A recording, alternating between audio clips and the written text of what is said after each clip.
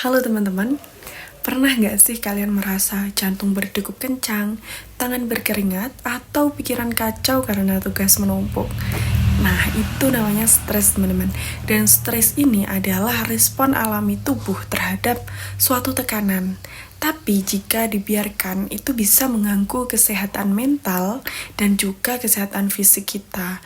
Nah, hari ini kita bahas apa itu stres, penyebabnya, dampaknya, dan juga cara mengatasinya. Yuk simak sampai habis.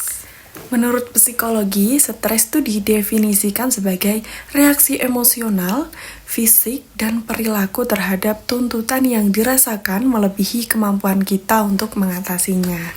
Hans Selye sebagai bapak stres modern menyebutnya sebagai General Adaptation Syndrome. Dengan 3 tahap teman-teman. Yang pertama tuh alarm atau reaksi awal, kemudian yang kedua resistensi atau adaptasi, dan yang ketiga kelelahan. Ini jika berlarut-larut. Kemudian ada 2 jenis stres teman-teman. Yang pertama stres akut. Stres akut ini singkat. Kemudian yang kedua ada stres kronis. Stres kronis ini berkepanjangan seperti masalah pekerjaan dan ini berbahaya. Kemudian bayangkan jika stres itu seperti alarm kebakaran, berguna untuk waspada, tapi kalau bunyi terus-menerus, itu bisa bikin kita panik dan rusaknya saraf. Kemudian apa sih penyebab stres? Jadi penyebab stres itu beragam, mulai dari faktor eksternal seperti beban kerja, konflik sosial, hingga internal seperti perfeksionisme atau pikiran negatif. Nah, di Indonesia, survei Kementerian Kesehatan 2023 menunjukkan 1 dari 3 orang dewasa mengalami stres tinggi akibat tekanan ekonomi dan sosial media. Nah, kemudian dampaknya itu apa sih?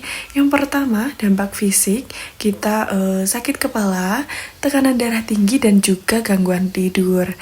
Yang kedua, dampak emosional, kita tuh cepat cemas, terus depresi, kemudian mudah marah, begitu. Kemudian yang ketiga, dampak perilaku, kita mengisolasi diri, terus makan berlebih, atau penyalahgunaan alkohol. Studi Lazarus dan Volkmann 1984 menekankan bahwa stres bukan hanya peristiwa, tapi bagaimana kita mengappraise atau menilai ancaman itu. Jadi persepsi kita tuh sangat berpengaruh ya teman-teman. Dan kabar baiknya stres tuh bisa dikelola teman-teman, dan kita bisa mencoba langkah-langkah ini. Yang pertama, kenali tanda awal. Jadi catat pemicu stres harianmu. Yang kedua, teknik relaksasi. Latih pernapasan 4-7-8. Jadi tarik nafas 4 detik, tahan 7 detik, dan juga hembus 8 detik atau meditasi mindfulness. Nah, yang ketiga, olahraga dan rutinitas. Kita bisa jalan kaki 30 menit sehari, itu bisa menurunkan hormon kortisol, teman-teman. Kemudian yang keempat, kita bisa mencoba cara dukungan sosial.